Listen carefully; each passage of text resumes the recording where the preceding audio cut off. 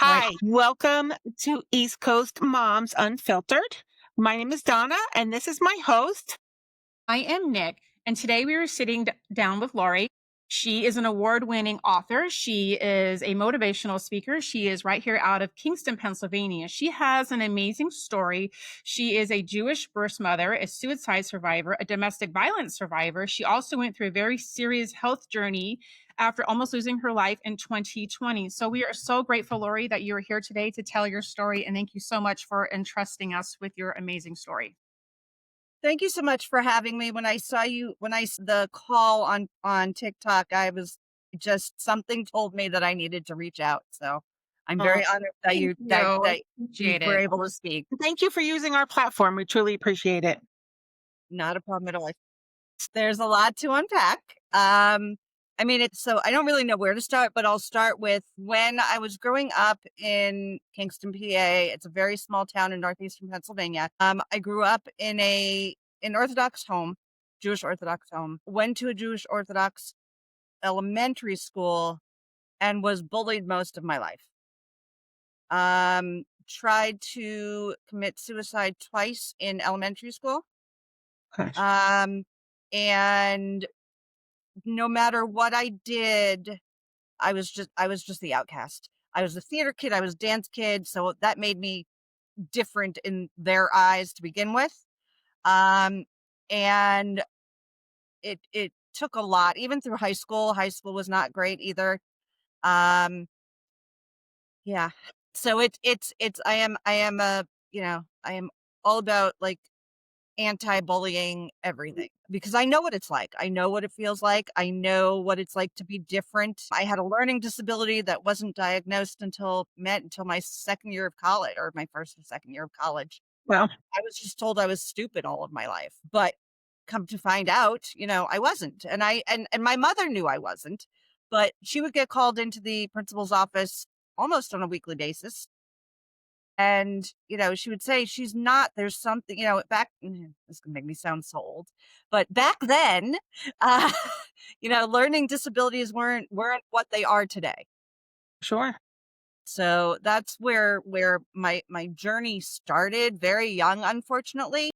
I mean, I can remember all the way back to nursery and kindergarten being bullied. Wow. So, um, Lot. yeah, it is a lot. It is a lot, and when I hear and see not only kids, I see adults too, but when I hear them, it breaks my heart because I can relate so much to them, and all I wanna do is just say, "It will get better." Like, just it will get better, it's going to take a fight, but it will get better. So, it's hard in that respect. But it makes you stronger. Like my daughter was bullied a lot. I didn't tell you this, but my daughter is biracial. And so they were bullied in elementary school because of the color of her skin, her hair, Water her this. too? And she was called everything under the sun. And we obviously we would sit down and we would talk with her and we're like, we're here to help you, but we want to see what you can do. And if you can't do it, then mom and dad will step in. And we've had to step in a few times. And we were like, "Listen, we're not playing this game," and we made it very well clear that we were not playing that game, and they're like, "Okay." Yes, well, thank you for being an advocate for your Yeah. child. I mean, there are so many that don't. Yeah. Unfortunately. My daughter is also so I have 2 daughters, one that I parented, one that I placed for adoption. And she is also my youngest is also biracial, and she was also bullied for being biracial. And it's terrible, and we pulled her out of quite a few schools, and we did what we needed to do, Yeah. to keep her safe. I don't know if it worked or it didn't work, but, it's hard. So I understand that. How old is your daughter? So the youngest is 28 and the oldest is 29, almost 30. So, yeah. So, and that kind of takes me into the next part of my journey. Yeah. So I moved to New York City just after high school, went to FIT, met someone who I was with for 4 years, and we ended up breaking up, not realizing at the time how emotionally abusive he was. He wasn't so much physically abusive, but he was definitely emotionally and mentally abusive. And I didn't even realize that until many, many years later. Um, and so when that happened, though, started to do, I started to party. We'll just put it that way. I started to party. I drank. I was out every night. Anything and everything to keep myself from thinking about it. So I was not making the best decisions that I could in my life and found myself in a position where I found myself pregnant and didn't know who the father was. So, my parents didn't know. Well, come to find out much later, they did know, but I didn't know that at the time. I felt as if I needed to hide, hide the pregnancy, hide myself. So I ended up leaving PA, moved to Florida. I had a job, thank goodness. So everybody just assumed that I moved for a job. And that's what I told everybody. Moved to Florida and realized that I was not in the best of mental health. I didn't know what to do. I knew that I couldn't take care of myself. I was really struggling. I was really struggling. And continued to do things that I probably shouldn't have when I was pregnant. I didn't drink. But I did put myself in harm's way. I think sometimes physically, more so than anything else, just to keep my brain, for lack of a better word, keep my brain occupied. Yeah. Things that Yeah. didn't matter. Yeah. I think that's just a coping mechanism, regardless of what it is. Yes, Yeah. 100%. So realize I don't really remember 5 months in, maybe 6 months. I don't really remember. Knew that I couldn't take care of myself and wasn't taking care of myself, and knew that I had a baby coming, and I knew that I couldn't take care of her physically. Financially, I could wasn't the issue. It was more it was physical and emotionally. I had actually gone to an abortion clinic and I was ready to have an abortion, and I walked in, started filling out the paperwork, and I literally threw the pen down and said, "I can't do this." And Mhm. I am a firm believer in being pro-choice. I feel that every woman has the right to do whatever it is. It is their body, but for whatever reason, I just couldn't do it. Which was ultimately why I left Pennsylvania, because in the Jewish community, especially the Orthodox Jewish community, that was a big no-no. Mhm. Yeah, of course.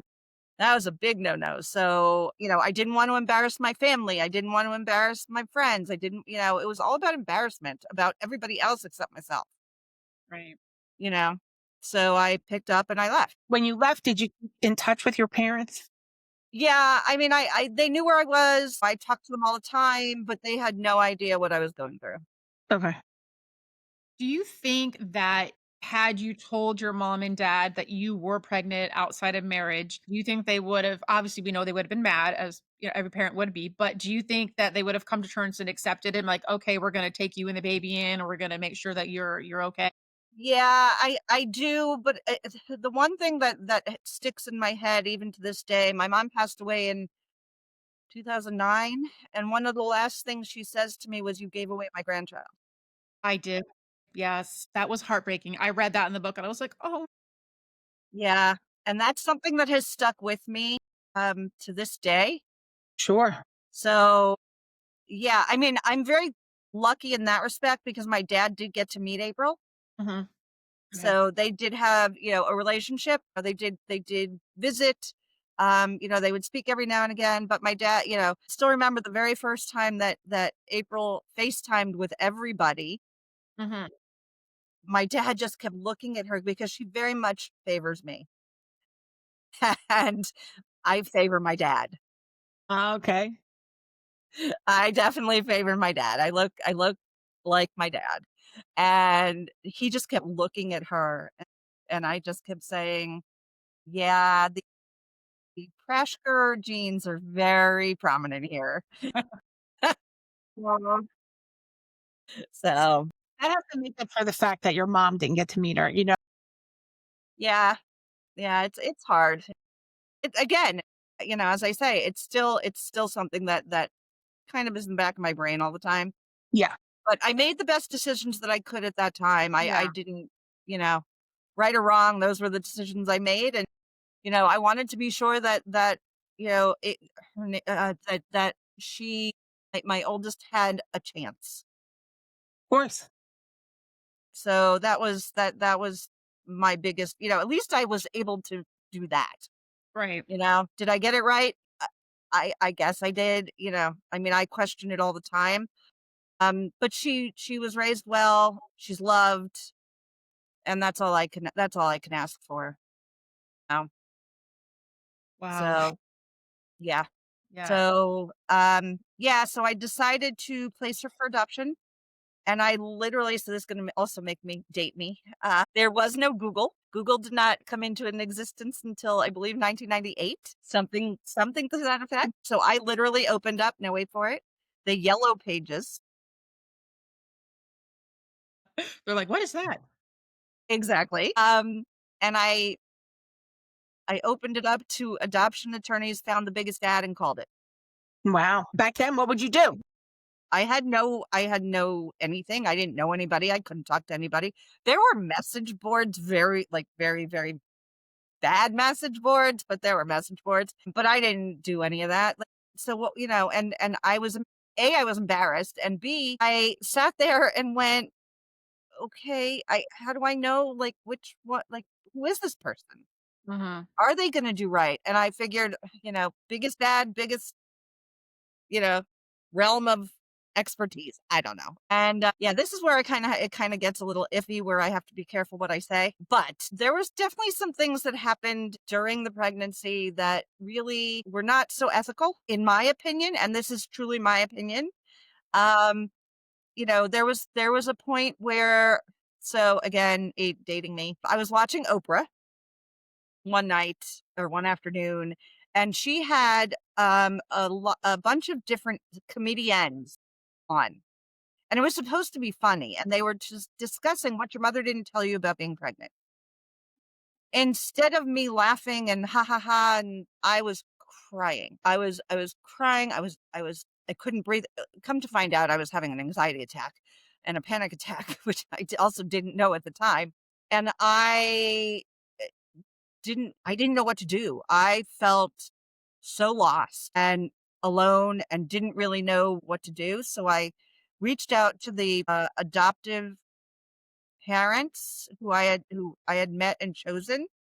And they're great people. Please don't, I think very highly of the two of them. Good. But at the time, I called and said, "Hey, I need something from you. Like, I don't know. Here's what's going on." And th- they returned my call with, "I'm sorry, I don't have time at the moment." And so I proceeded to call the attorney and said, "I am not placing my child with them." Wow. Well, within 20 to 30 minutes, I think she was a paralegal. I'm pretty sure she was a paralegal, was at my door at my apartment saying, "Pack a bag, you're coming with me for the weekend." So, I mean, they kept me occupied from the time I got in that car till the time I came home. And really, it was a well orchestrated plan, What? because they knew exactly what to do. They kept me busy. They took me places. I couldn't afford things, so they were buying me things. We went to dinner, we went to the movies, we did all the things. And by the time I got back on Sunday night to go to work, I said, "Okay, I'll just let it go." And they knew Mhm. exactly what they were doing. Yeah. And so that's one of the things that I talk about more in the book than what I have right now. So, it's that was one of the hardest things for me.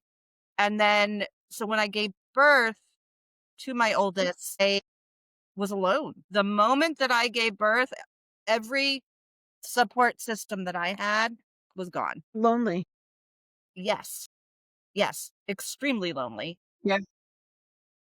As you're first, you're going through postpartum. So that's, first thing. And I didn't understand any of that. Right.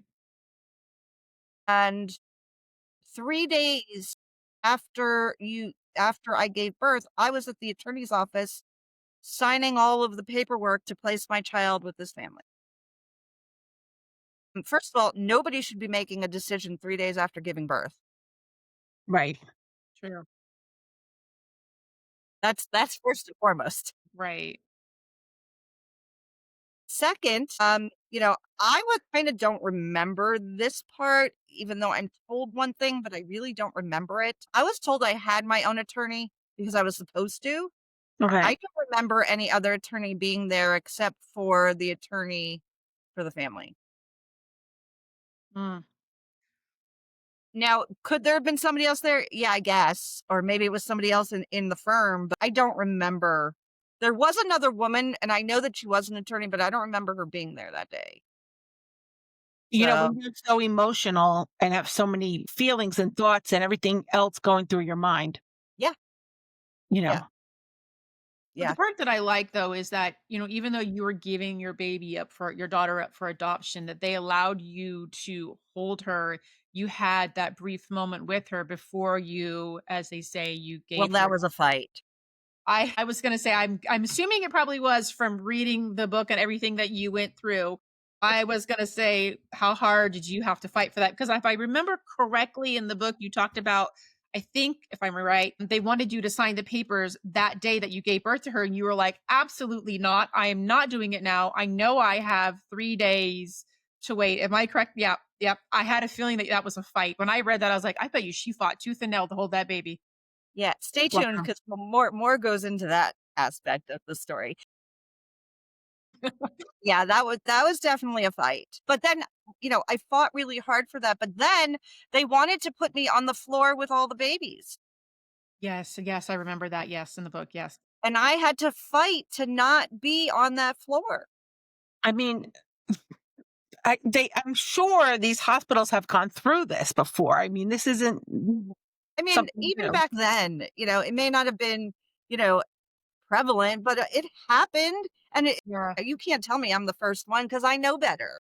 Right. Yeah, definitely would think they would have a special area in the most nicest way, Sure. moms away Just from put me on a different floor. hearing the Like, babies cry, because that can be very like, "Oh, yes, no, now I'm not giving my baby away," or it could throw them into postpartum depression, which makes it even worse. right. And then so for me, it was all of that, and then I ended up after like believe it was the next day after I signed my paperwork, I ended up back in the hospital for a week because I had Yes. an infection.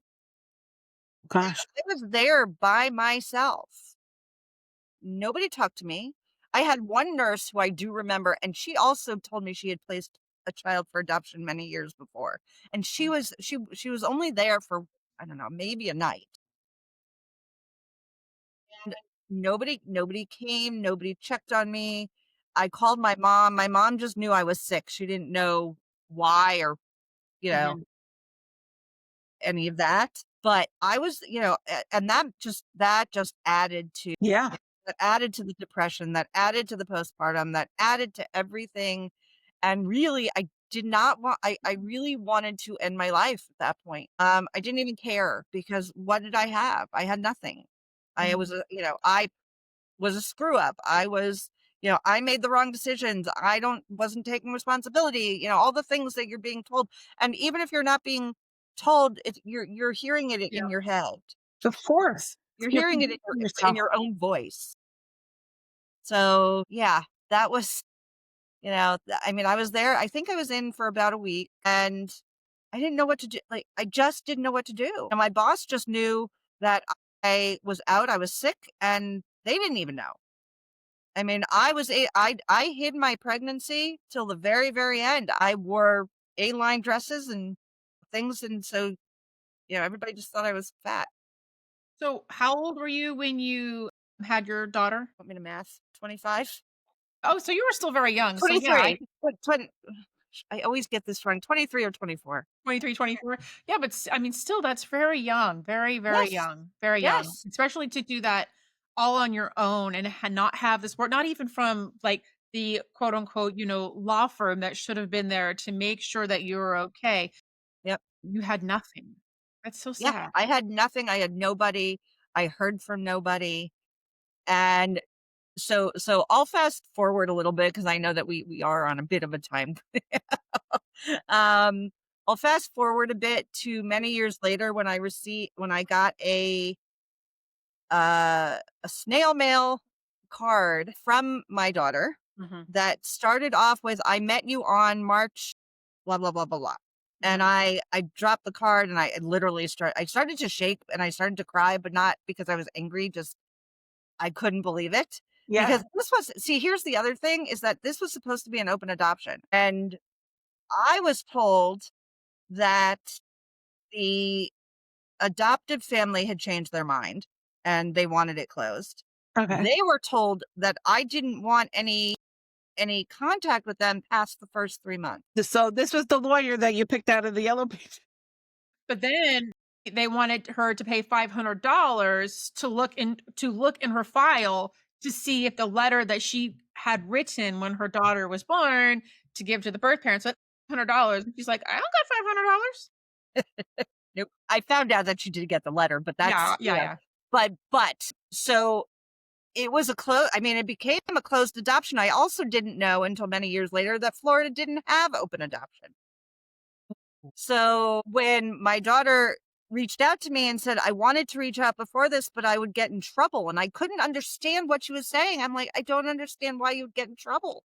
So legally, It wasn't until we all met for the first time and we sat down and they brought me her baby book and we're going through and I'm looking and the heartstrings for me are just, I'm like, did I really make the right decision? I missed all these years, yeah. all of this. And the mom says to me, "You should have these photos." I said, "What photos?" She said, "We sent photos to the attorney to get to you." I said, "I never got any photos." Wow. Wow. Wow. And we started piecing together what happened, because that's when they said to me, "Well, we were told that you didn't want any contact with us after the first 3 months." I said, "Well, funny, because I was told that you all had changed your mind and you wanted a closed adoption." Wow. So, do you think that the lawyers said this because they realized that they screwed up? They weren't supposed to say it was an open adoption? I mean, I know we have to be careful. I know we have to be careful. I'm just, or like I they do.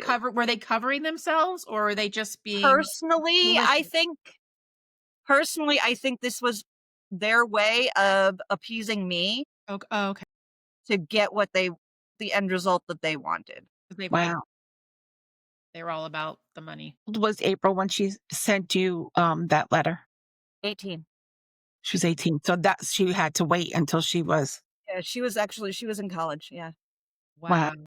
And when I got her email, or when I got her mail, I actually emailed her. I said, "I'm not letting this child wait for a letter through the snail mail." She had left me her email address and I proceeded to email her, and I'm not going to tell her story because that's not my story to No, tell. That but she all she's told me was that she left the class she was in and called her mom. So and then we just kind of went from there. But again, that's her story to tell, not no, mine. So absolutely. Yeah, yeah. absolutely. Wow. Wow. That's the wow. Well, I am so glad that she wrote that letter. I mean, that she's like, she was willing to take that risk. Am I going to be in Yeah. trouble? Am I going to get denied? Because I've seen so many of those stories on shows on TV where they're like, Yes. where they have those that lady and man where they help you try to find Yeah. your family, and some Yes. of them are they're Yes. like very receptive, and some are like, yeah, no, I we don't want want to nothing to do with you, and that is so heartbreaking. And you're just like, but and you're Yeah. oh my gosh. And I feel that every adoptee has the right to know, has the right to know their story, Hmm. has the right to meet if they choose, and has the right to not meet if they choose. Right. I know people who adopted and their children don't want to know, don't want to meet, don't want to know. And that's That's their option yeah. as well. Right. That's a trauma response, but that's up to them to decide, not anybody else. And who knows? Maybe down the road they might change their mind and they might go, And okay, yeah, they might go, okay, I have kids now. I want to know, right. and they might, and Even for health reasons, that was my big thing, was that I just wanted that, I wanted Exactly. them to know health-wise, absolutely. you know. Yeah, So, but yeah, so a lot. there's so much more. There is. Okay, so I have a question, and if we don't want to talk about it, it's completely fine, but it was in your book. So Okay. when you had your second daughter and you and her father had decided you were going to um what it not baptize, is it a naming ceremony, a Naming. Jewish naming ceremony? Thank you. And he was like, "No, we want baptized," and you were this, and you took her, you called your mom, and that's when obviously they found out that you had your second child and you had the naming ceremony. Did he ever find out that you did this, or was it like I'm not sure you're not as far sure? as I Okay. know. I mean, we did take her after the fact. I don't know if it was technically baptized because that wasn't, I don't know. I didn't really understand.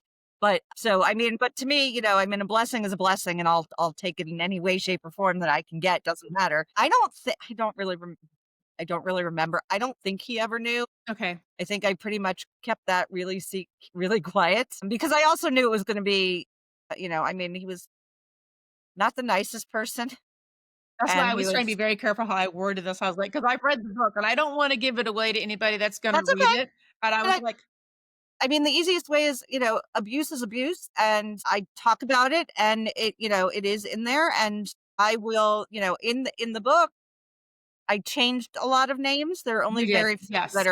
that are the same, but most of the names have been changed.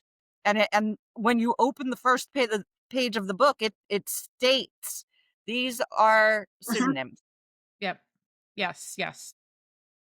So unless you know my story Yeah. or my children, Okay. and don't tell anybody else, I don't tell anybody else's story, but at the same time, the story needed to be told because one of the things for me is that in the Jewish religion, Mhm. people like me, quote unquote, don't exist. Okay. And it's not just Jewish religion. I mean, I know Catholic and Christian, that if you're pregnant out of wedlock and blah blah blah, all the religious Sure. aspect of things. But then I go on to have conversations with, and I'm going to be very specific here, Okay. um, with Hasidic families and ultra Orthodox families that have adopted, and somehow I end up I love babies. I mean, I do. And I will, say, "Oh, he or she's adorable." And somehow the conversation will get to, "Well, we adopted her. We had fertility issues or whatever, and we adopted her." And I said, "Oh, that's wonderful. Mazel tov. Do you speak with the birth parents?" They don't know me. They don't know me. Yeah. And typically the answer that I get, unfortunately, is, "I wish they didn't exist." And Oh my god. I go one of two ways. I Mm. either introduce myself and say, "Hi, I'm Lori Prashker-Thomas. I am a Jewish birth parent, and nice to meet you," or I just walk away. Kind of depends on my mood and how into this I really want to get. Yeah, I think I would have to like I don't always, and I probably should learn that lesson sometime. well, no, because I mean, if they think about it though, right? Without the birth parents, we're gonna say both parents because it takes two to make a baby. Without the It birth does. parents, their child that they have now has been born in their heart would not exist. Correct. So, I mean, you have to say we're grateful for the birth parent. However, whether they put the child up willingly up for adoption or they lost their rights, you still have to say thank you because you have been blessed to raise this child who, no matter how you look at it, it's a blessing. I see all children are a blessing no matter what, because some people in this world, as you know, can't get pregnant and some can. And so, no matter how it is, babies are a blessing no matter how they're brought into this world, and especially if you adopt a baby. You've been given, in my opinion, one of the most selfless gifts in the entire world. So I'm not going to agree Okay, with that aspect of okay. things, No, but that's a whole other show. no, that's okay. But for me, adoption, yes, adoption is an option from time to time. I am all about like trying to have the children stay within a family, whoever that may Yeah. be, before and birth parents shouldn't be the uh, the option, well, if we can't if we are for whatever reason can't have a child, then yes, we can adopt and we're going to depend on that. And that shouldn't, Oh, yeah, no, I you understand that know, one. Yeah, yeah, yeah, yeah. yeah, No, I mean, I and understand. I have like in my own family, we have adopted nieces, nephews, children, and nibblings, and I mean, they're my family. Yeah. You know, I understand. Oh, I know. I understand what you're saying. Yeah, So, I do. Yeah. but that's my only that is my only and I'm gonna get off that topic. You're fine. You're no, you're good. You're good. No, I do. No, I do understand what you're saying. I do think that if the child can stay within family, I think But that's somebody within the family, even if it's you know removed or whatever, however that works. yeah. I You think know, no. yeah. I have an aunt that took a relative's child in, and she's raised the little girl as her own. So Yes, and that's to me that's the way that it should have been. I mean, somebody within my own family said to me, "Well, why didn't you allow me to raise your child?" And I said, "Well, first of all, we didn't have that relationship. We were not on the best of terms, and I don't know if I actually could have mentally dealt with that." right, You Now, know, so it's a lot. just to swing back for 1 second. yeah, sure. So you said, like if someone does speak to you about adoption, and you either want to answer them or you don't want to answer them. I mean, I commend you for answering them because I feel that they might have a reason for how they feel, but maybe they need to see that other side of the story to, understand what's going on as opposed to just saying, you know what, I can't be about, I don't want them in my life or whatever. Yeah, So I think that you being able to educate people, I think that's great. Yeah.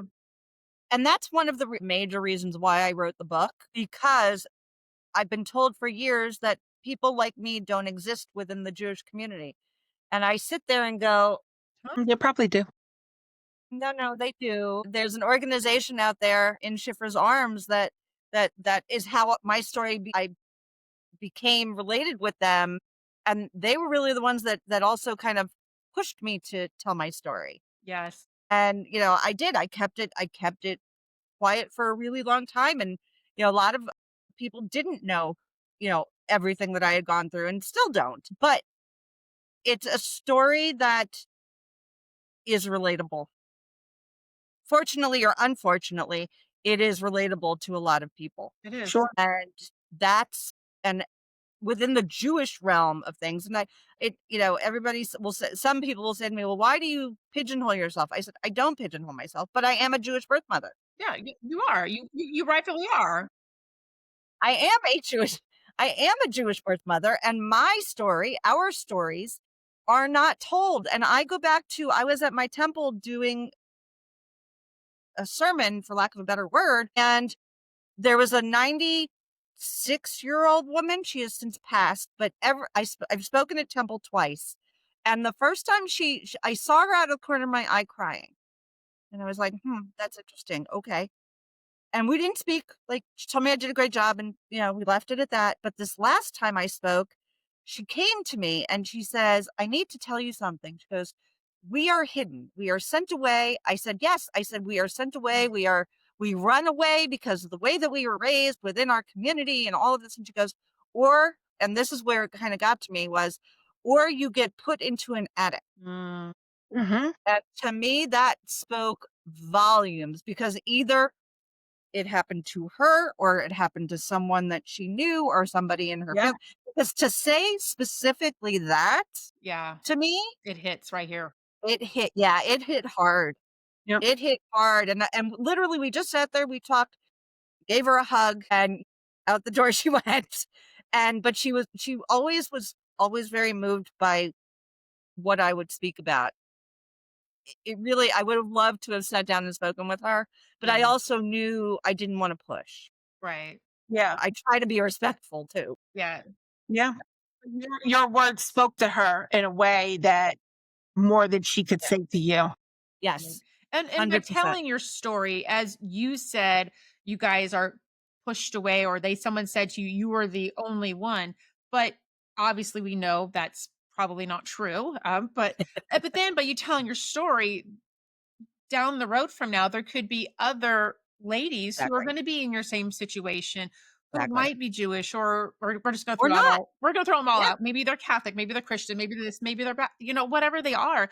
And no matter what their heritage is or their religion is, whatever it is, they can relate to you because you have like, I was a Jewish birth mother. Well, they can come out and go, I was a Catholic birth mother, or I Right. was a Muslim birth mother. It doesn't Yep. matter. You all have one thing in common, and that is you all are birth mothers, and you shouldn't be forced to be hidden or to be put away. 100%. You And shouldn't be that's how because I it's felt your for a very story long and it's time. healing for you to tell your Yeah. story. You're able to heal, and by able to heal, you're able to help other people. Yes. 100%. It was very cathartic for me. Very cathartic. Hard, but Yes. cathartic. Yeah, it's I always go back to something my mom said to me years ago about something else, that if you can help one person, then you've done your job. Yep. We say that all Yeah. the time, Yeah. literally like our motto. Yeah. Yes. I actually highlighted that in your book because I was like, if she doesn't say it, I'm gonna say it. Because like I told you, I have this thing is like filled with like things. I was like, if she doesn't say it, I'm gonna ask. Yeah.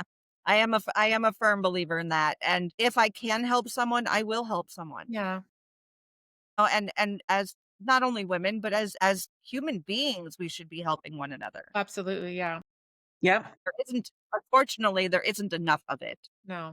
I think there's certain things that happen in your life that the switch turns and you're like, okay, wait a minute, I got to take a step back, whatever, regardless of what it is.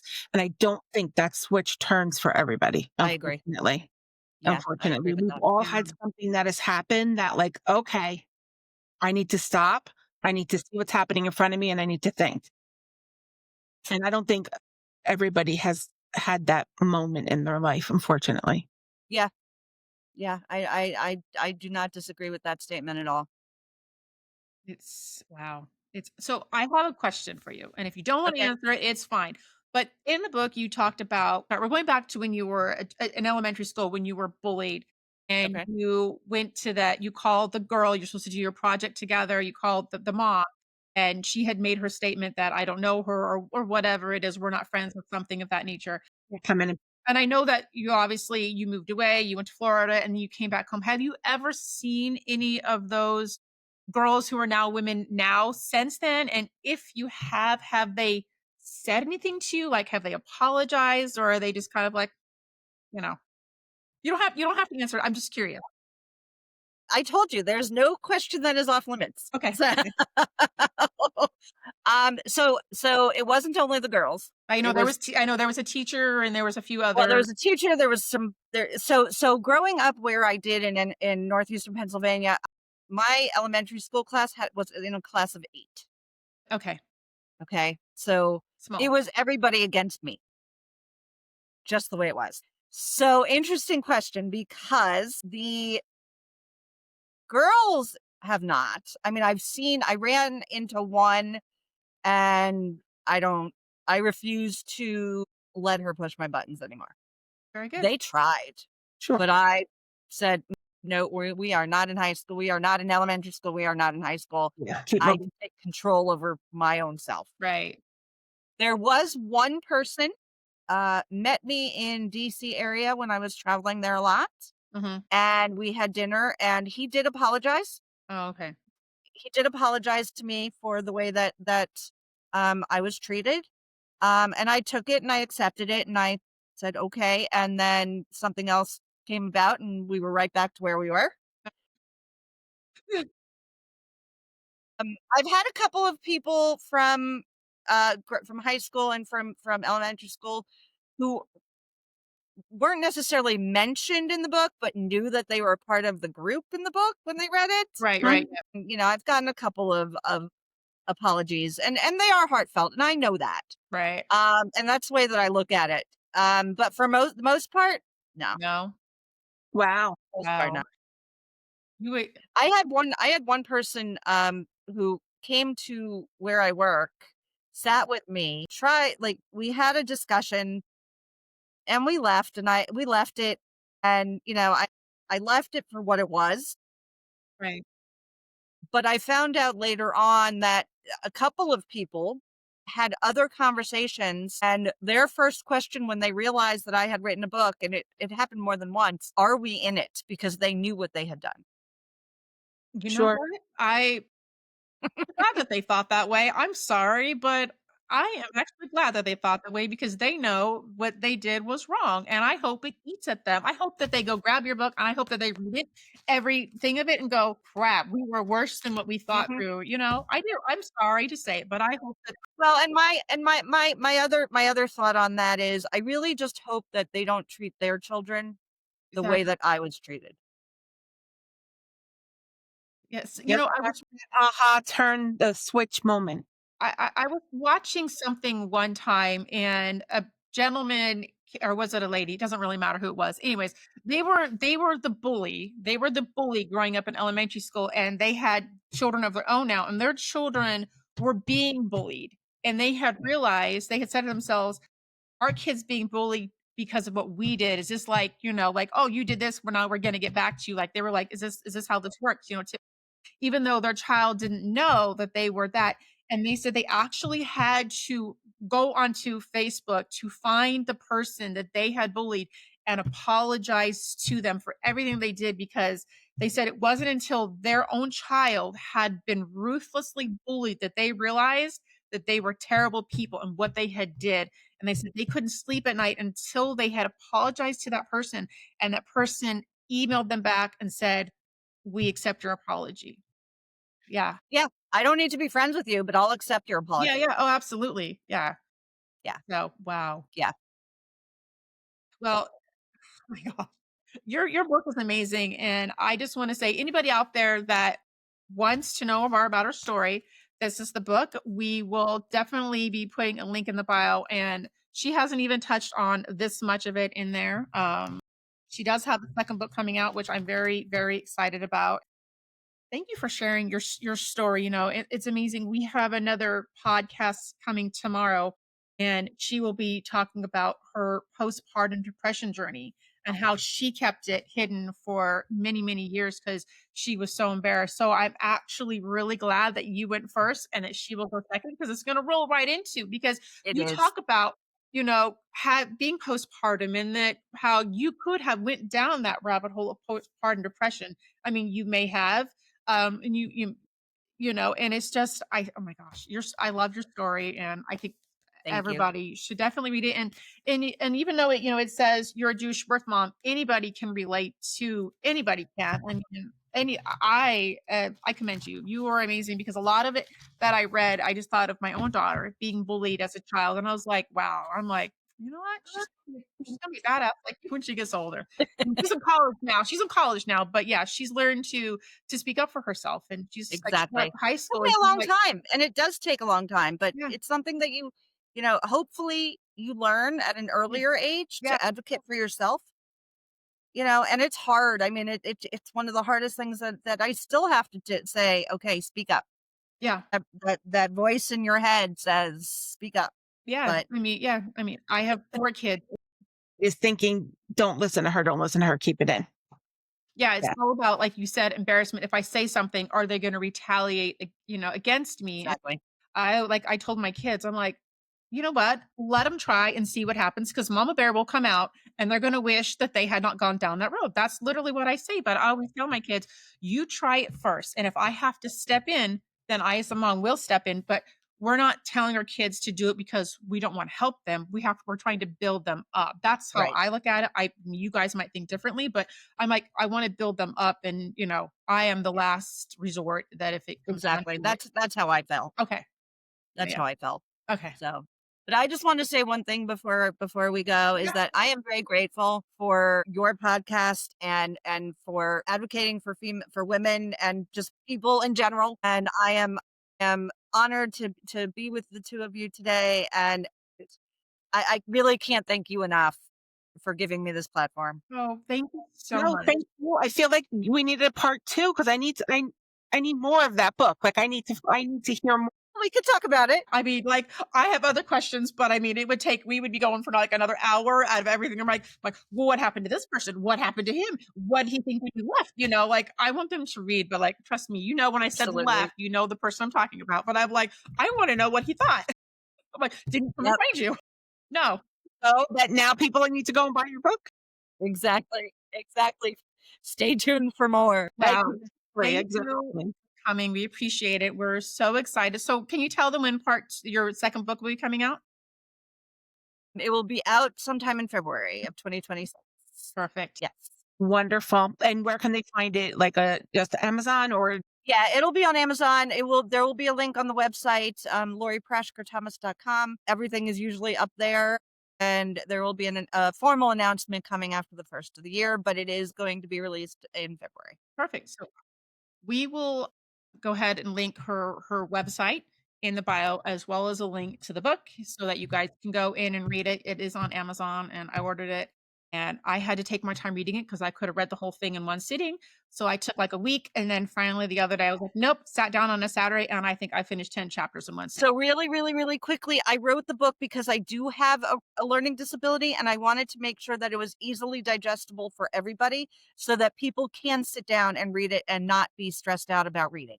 Oh, no, it is beautifully written, and you literally answer, like, I don't think I mean, there's only a couple things that I asked because I truly wanted to know, but you literally ask everything, and you were so amazing in your story, and I think that everybody will be able to relate to your story in one way or another. I mean, you talked about how you got sick in 2020, and for the ones who wanna know, it was not COVID. No, You'll nope. find out. She might have wished it was COVID. She might have wished it was COVID at this point, but it was not. And even with that, your husband is amazing. I just want to say his name is Michael in the book. I don't know if that's his name It's in real life, that but his it's name is Michael. Michael. And he was amazing. And the nurses were amazing to keep him updated multiple times a day when he called, because obviously during COVID, we know he couldn't be in the hospital with you. And they were those nurses were amazing. They had just They to sit were there and give him the didn't make three him times feel a like day. he was, bothering them, and it's amazing. Three times a day, and Dr. Abdul Latif also would call Michael 3 times a day just to let him know what was going on, and I'm so grateful to be alive because I shouldn't be. So I'm very grateful, and that's why, again, platforms like yours are so important because I am able to tell many different stories and help many different people, as do the two of you. Yes.